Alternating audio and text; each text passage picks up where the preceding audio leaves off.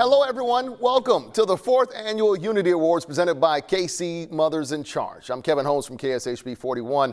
I'm proud to serve as your host for this evening's event. The Unity Awards is a celebration of those who work tirelessly to help Kansas City become a safe, healthy, thriving community for each and every one of us. It's also a celebration of all of you in attendance tonight. Your support of this event funds the programs and services that allow KC Mothers in Charge to continue serving the vulnerable and hurting people of Kansas City. We thank you for joining us. This year, in an effort to celebrate more difference makers in our community, the award categories have been expanded. See, we have the Collaboration Award, the Advocacy Award, Volunteer of the Year, and the Unifier Award will all be presented this evening. You'll learn more about their criteria as we announce the winners. We will also hear from the key personnel and volunteers of KC Mothers in Charge, those who are living out the mission to reduce violent crime through prevention, education, and intervention. So now let's start with the one who started it all.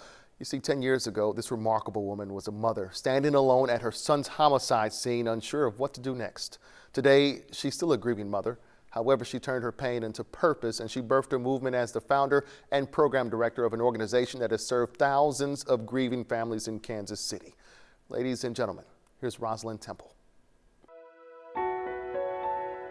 Well, this year, November, is the 10th anniversary of my son's, when his life was taken.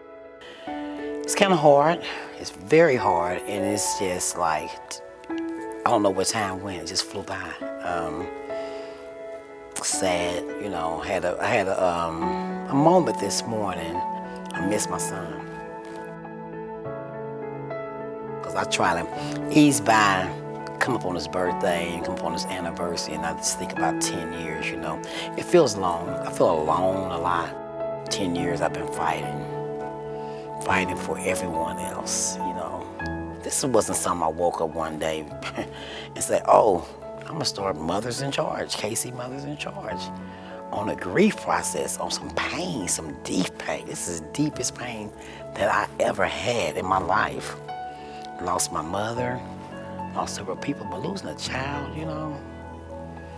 When I helped a mother lost her 13-year-old daughter.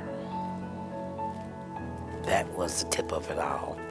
When I said I would never go to a funeral home and look at another mother's child, go back there and see this baby or anyone's child laying on a table or a gurney at a funeral home. And I remember I told the mother, I said, I can't come to the funeral home. She said, I really need you there.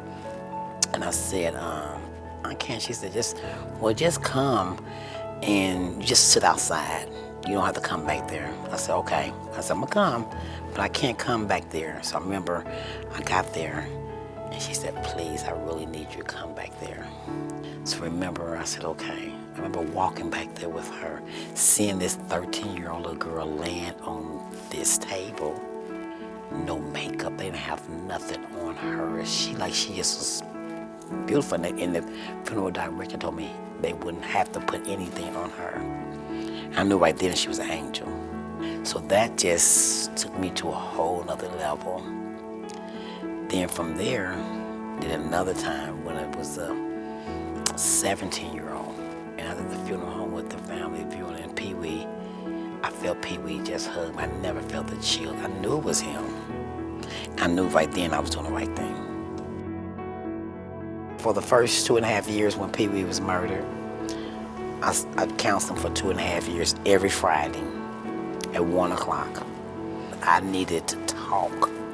For me, I just needed to get some directions.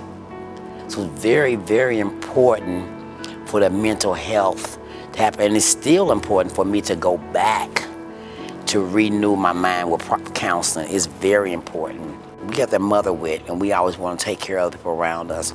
So we can't take care of nobody else, so we take care of us. And for me, my other 3 children, I couldn't help them. I could not help them. So once I was able to help me, and they seen that I was moving along, and then they tapped in and got help, and they was able to start grieving. You know, for many, years I've been doing, the homicide piece, where people, the end, no more life. So I just been, going back and forth and seeing a lot of retaliation in our community where people got shot, then people come back and finish the job.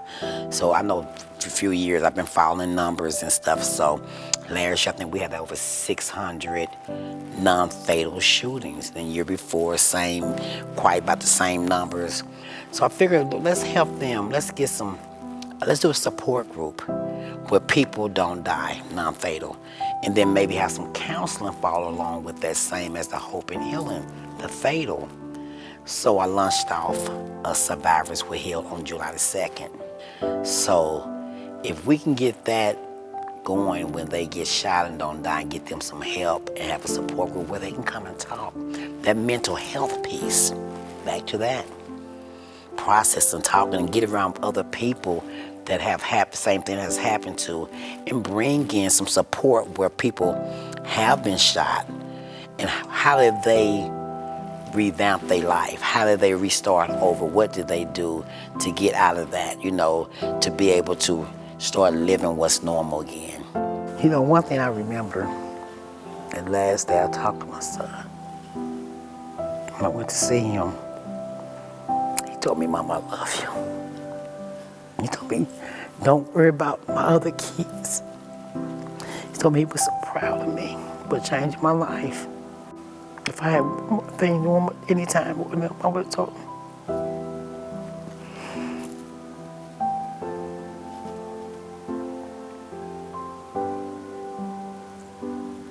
I love him. I just would have just helped him. All this is for him. My fight is for him. It became for everybody else. I just wished that I would have been able to hold my son. Just speak to him one more time. Next week he would have been 36 years old. I miss him so much.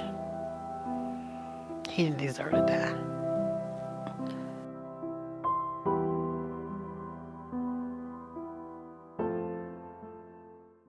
Rosalind, thank you for all you do for our city. Our first award of the evening, the Collaboration Award, honors an organization or individual who works with law enforcement in innovative ways to make our community stronger. This year's Collaboration Award winner has the distinction of being Kansas City's first Donate What You Can Cafe. Every work week, they prepare boxed lunches made with healthy, local ingredients for the metro area. The proceeds from their meals fund programs that provide much-needed social and mental health services for those in need in Kansas City. Earlier this year, the organization partnered with KCPD Central Patrol Community Interaction Officers to give out the meal tokens to the less fortunate as they saw fit. The tokens, which are reusable, they were then redeemed at the cafe in exchange for a boxed lunch. For many of our neighbors in need, the meal tokens that the officers distributed provided hope and allowed them a sense of dignity while receiving a helping hand. For the officers, this partnership provided an opportunity to show compassion, to show concern, all while strengthening law enforcement's relationship with the Kansas City community. And now, without further ado, please join me in congratulating the 2021 Collaboration Award winner, Thelma's Kitchen. Hi, I'm Natasha Bailey, head chef at Thelma's Kitchen, which is a program with Reconciliation Services. I'm honored to be accepting this award on behalf of Thelma's Kitchen. We have received the Collaboration Award for our work with the Kansas City, Missouri Police Department. They're one of our many partners that we partner with to increase resources to our neighbors. Our goal is to help increase food access, and by doing that, we partner and give out tokens to different programs around the neighborhood so that then they can go out and help provide resources for our neighbors that need a helping hand. Thank you, KC Mothers in Charge, for acknowledging our hard work for increasing food access in our neighborhood and allowing us to reach more people to be able to tell them our story and help them provide more resources for our neighbors. Kudos to you, Thelma's Kitchen. More than ever, homicide and violent crime in our city is recognized as a public health crisis. No discussion about prevention strategies would be complete without the inclusion of mental health interventions. KC Mothers in Charge understands the importance, the availability of counseling services, especially in those underserved populations. That's why for several years they have offered access to support groups and free sessions of individual and family counseling to those impacted by the trauma of homicide and gun violence. Here to share more are the counselors who serve our families, Dr. Donald Lang and Stephanie Ross. Just recently, I reflected back on why I got into the field. And I think it began with the nurturance that I experienced in growing up, and that I was taught by my family that we should be of service to others. So when I did my undergraduate work, my focus was to get into the social service field. So I got into criminal justice, into social work, and then I gravitated into mental health. And when I got into mental health, the first thing I noticed as a practitioner was that there were very few minorities in the field, especially African American men. So I decided at that time that I would position myself academically where I could become a licensed therapist. And reaching the goal of becoming a clinician in mental health for these number of years, I've never regretted it. Dealing with trauma is a very sacred type of responsibility that places on us the responsibility of being empathic, being understanding, and being motivating. So the field is becoming more challenging, but it's up to us as clinicians to meet that challenge. I was drawn to this type of work because I just see so much trauma in my community, unidentified trauma, untreated trauma, unrecognized trauma that has been passed along through generations. So I want to be a part of changing that circle, creating a change, adding some newness and some life to people. We serve a very unique population. Families have lost loved ones to the traumatic event of homicide. They have certain challenges that are unique to their experience. And the thing that comes to mind is the challenge of dealing with the legal system. Losing a loved one to homicide involves police, detectives, the prosecutor's office, maybe testimony in court and what have you, which is unique. When you lose one to normal death, you don't have those nuances coming into your life. So as far as the family is concerned, I think their biggest challenge is dealing with and coping with the legal system. And I think that's a benefit that Mothers in Charge organization provides them. And that support allows them to navigate through the system, in addition coping with the issue of the grief that comes along with losing a loved one to homicide. The second challenge is them identifying that they have actually gone through something that is traumatizing. A lot of times, this is their life. This is their experience. This is the community that they stay in. So it's kind of normal for them, and they're desensitized of what they've actually been through. So getting them to recognize that you're going through something, you're grieving, you have PTSD, you get reminders of your daily life all the time. And it's probably going to trickle on and pass on to your children, other members of your family. So getting them to understand what they've been through and that there can be a change. So really just trying to get them to understand it and see that they have gone through something and you can change it is the biggest challenge. Sometimes the chaos in their lives doesn't allow them to stop to look at those things or to analyze what they're going through. They're just trying to survive. A lot of my clients are always in survival mode. They're just trying to make it. I have found in my counseling experience that I have teachable moments for this person with a degree in psychology. They educate me.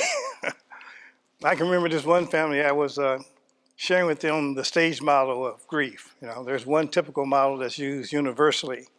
And I'm not going to name the model, but the last stage is acceptance. And the mother said, "I'm sorry, Dr. Lang, but I disagree with that last stage." I said, "Why do you disagree?"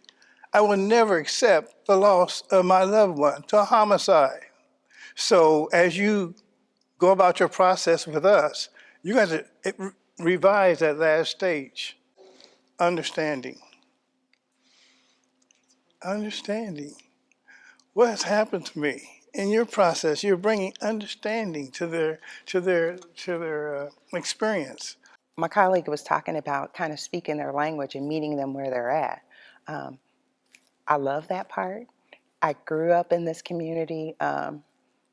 I was educated in this community, so I feel like I'm real balanced and I can meet them where they're at. I totally understand what some of them have been through and what they've done to make it thus far. And I think it's real important to meet them where they're at. Kansas City Mothers in Charge is so needed. Our homicide rate is just increasing. Why? There's a lot going on in the world. Our problem solving and our coping skills have declined as anxiety, depression, and grief have increased. I don't see a lot of programs like this. I don't see a lot of people going out to the scene, being right there as it begins, helping people recognize that it doesn't have to continue. The things that you're going through can change, and it can start with you. Mothers in Charge is that fabric that once existed in the village. Is that fabric that still maintains itself, that was once a universal part of the village. And that Mothers in Charge provides that support, the reaction to grief, bringing in that kind of family spirit that you're not alone, that we're going to travel this journey with you, which used to be commonplace in our community. I agree with my colleague. We're fragmented.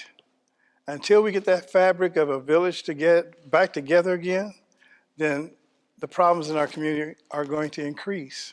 We become detached from each other. We text each other when we're trying to express our grief. That did not exist at one time. And I'm fearful that the increase in technology, how we become more reliant on communicating with each other in that way, the more desperate we're going to become as a community. So what does Mothers in Charge mean to me? And that is that it's comprised of people that care. You represent a component of the village that used to be commonplace, and the existence of the program has to continue. A big thank you again to Stephanie Ross and Dr. Lang for your insights. Up next is the Advocacy Award, which honors those who advocate for a safer community by providing services and educational activities in support of the prevention of violence. This year's Advocacy Award winner is an organization that works to reduce violence and cultivate productive behavior in Kansas City's youth through the creative arts. The nomination submitted by a Kansas City high school vice principal reads this: I have seen firsthand the life-changing impact that this organization has on students, parents, staff, and anyone else who becomes involved. Their programming improves critical thinking and emotional intelligence and gives students exposure to networks and creative outlets that support their social, emotional, and academic growth. Our students' lives haven't been the same after participating in their programming, and we should all be appreciative of the work they're doing to improve the lives of the youth in our community. And now I'm pleased to announce the 2021 Advocacy Award winner, Lyrics Institution. Hey, I want to thank everyone that had anything to do with this award. It's an amazing honor to get the Unity Award, especially in this category of advocacy. We try to do the work that impacts young adults in the greatest way, like Chance Dunson. We're here in Northeast right now, and it's not just me. A lot of times people see me as the face of the organization, but there's so many people that play major parts. I want to thank Rosalind Temple. I want to thank the KC Mother in Charge. We have a long history of putting in work. She a little longer than me, definitely a little longer than me, and I'm so grateful for everything that she does. But we're Lyrics, and we're here, and we're going to put in the work as long as we need to put in the work until lives will change. Well done, Cal, and congratulations to your entire team. You know, from the very beginning, KC Mothers in Charge has harnessed the power of compassion to make an impact, and there are few people in the community who are as compassionate and invested in the organization's mission than other mothers who have lost children to violence. Over the years, more than 25 core mothers have joined the organization to stand together at vigils, speak with prisoners, comfort the hurting at support groups, and remind us that the homicides in Kansas City are more than a moment. They're more than a soundbite, and they're much more than a number. You see, behind every death is a life that mattered. In December of 2018, my son was a victim of homicide. Fortunately, KC Mothers in Charge reached out to me.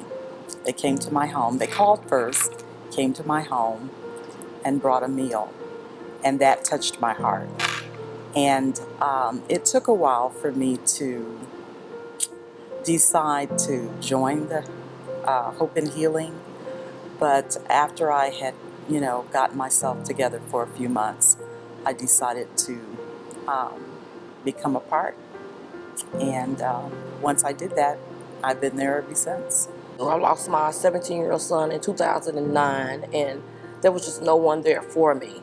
My first year was my hardest year, so I started reaching out, to organization, and I became affiliated with KC Mothers in Charge 2014, and I've been here ever since.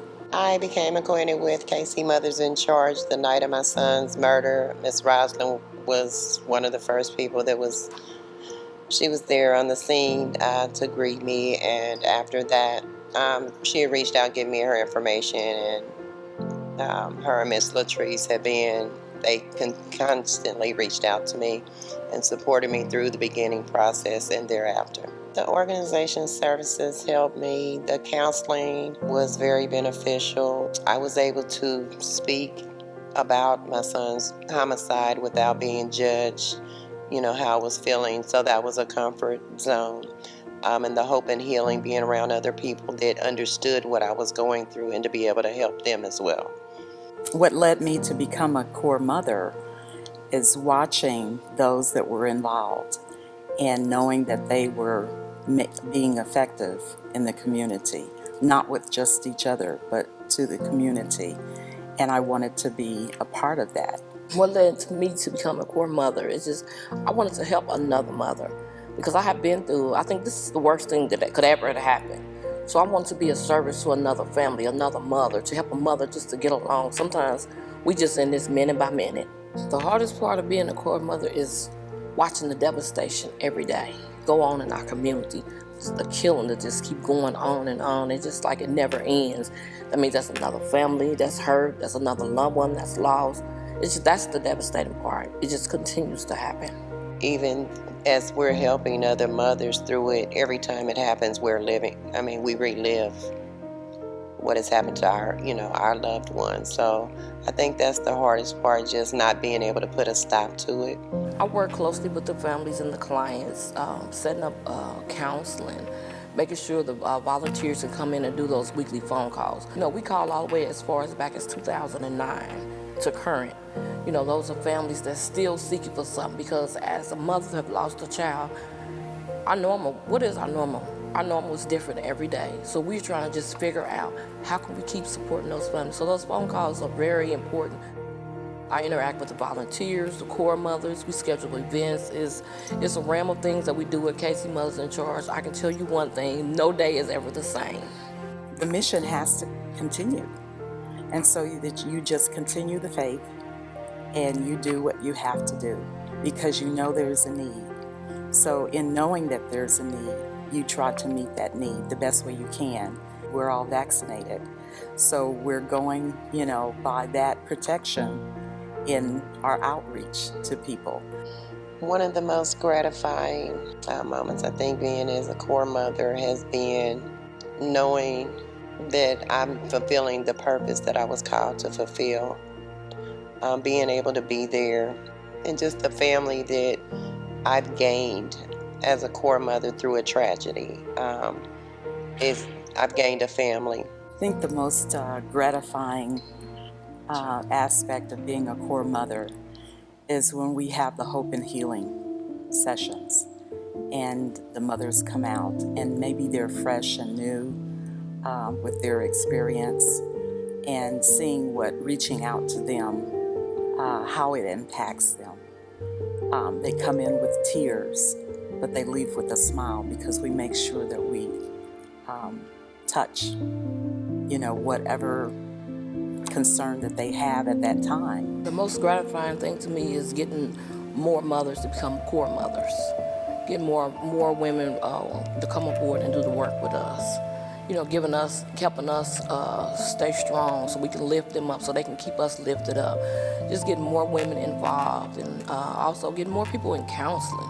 I would like others to step up as far as taking accountability in our communities, address the mental health issues that are going on. So we have to be accountable for our neighborhoods. be accountable for our, because it's our friend, so we don't tell. If it's wrong, it's wrong. We have to, address just morals. I would like those in our community to step up by saying something, opening their mouths and saying something, knowing that, no, today it might not affect you, but tomorrow it may. And how would you feel if you had a loved one out there that, was a victim of homicide and no one said anything? No one did anything. There was no concern. So I would love for our community to be more compassionate in getting rid of violence in our city, in our communities, in our neighborhoods.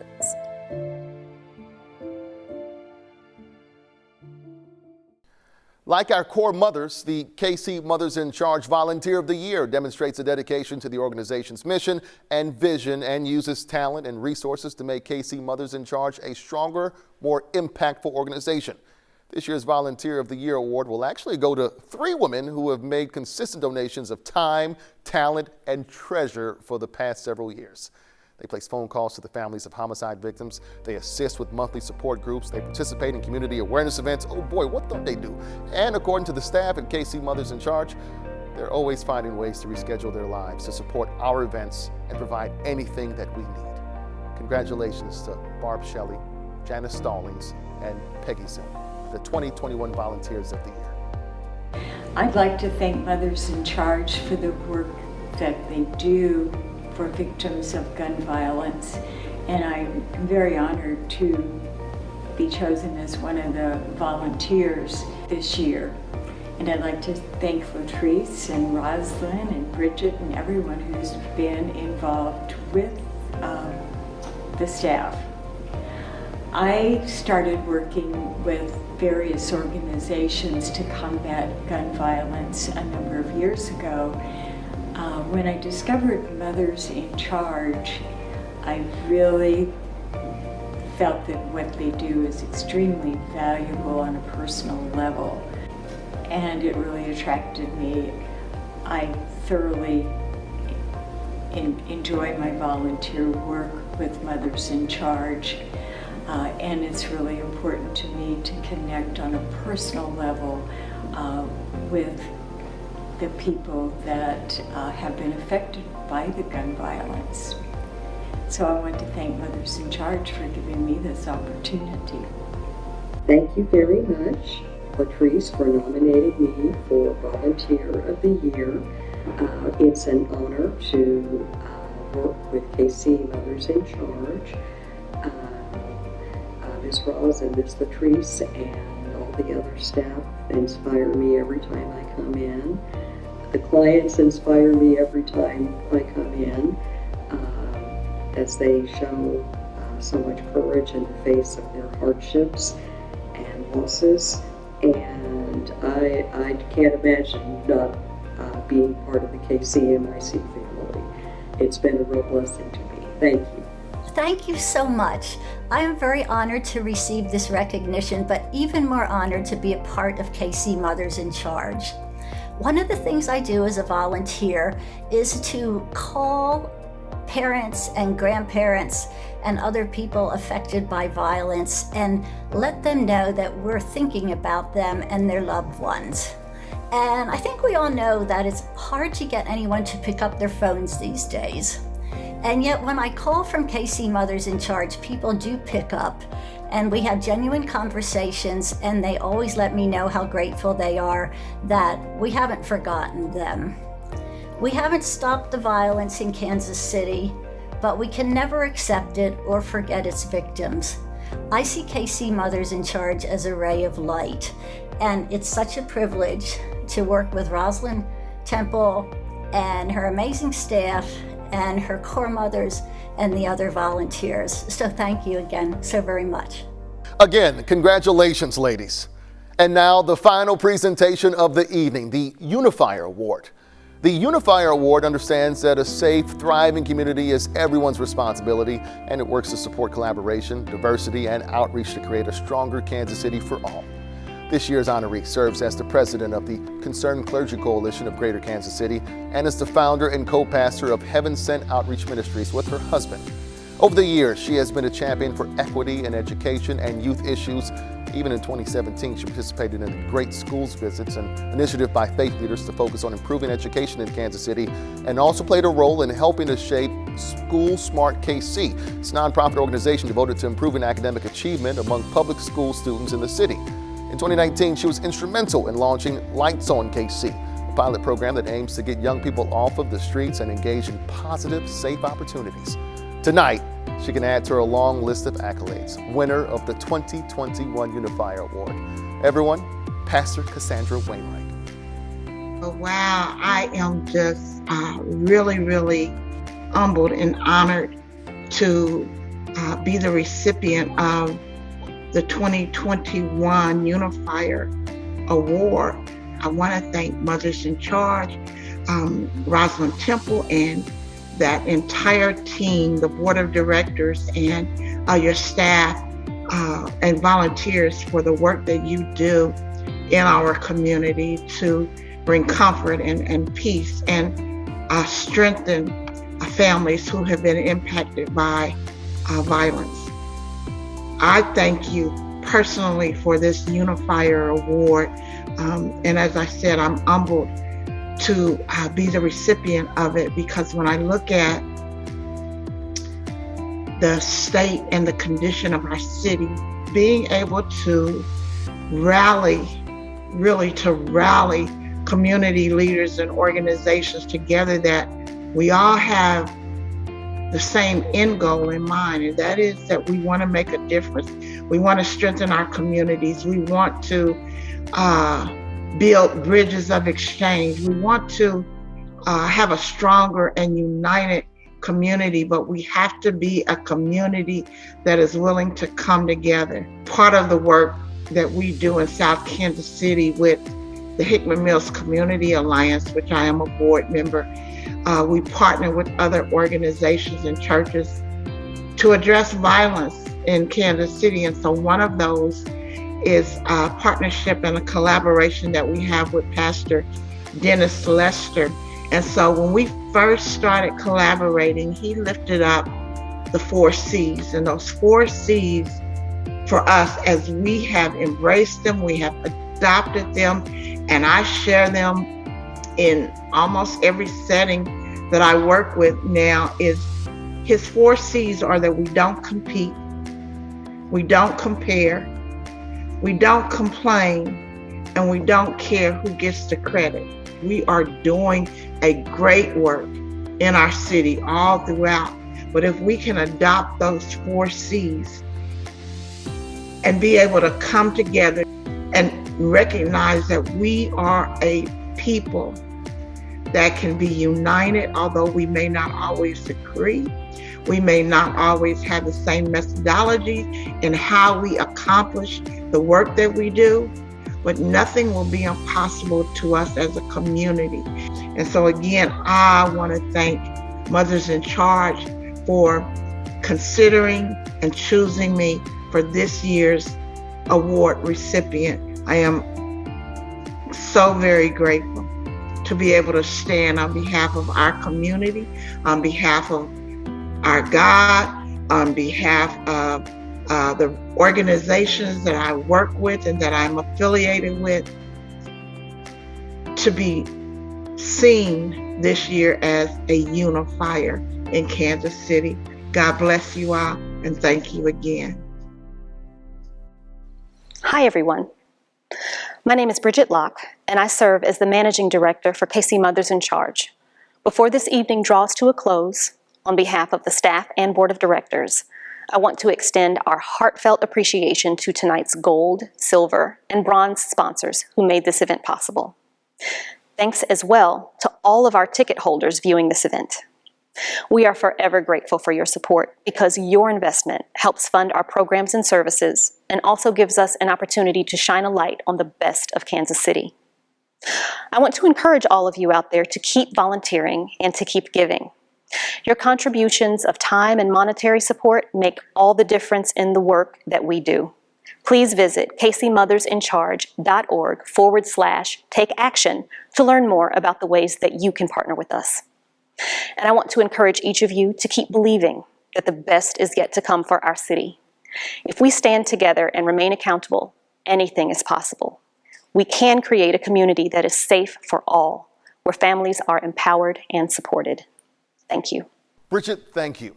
And thanks to all of you for attending the 2021 Unity Awards. We hope you've been educated. We hope you've been inspired.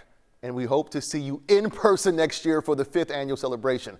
Until that time, keep doing the work that makes Kansas City kinder, stronger, and more united. I'm Kevin Holmes. Good night.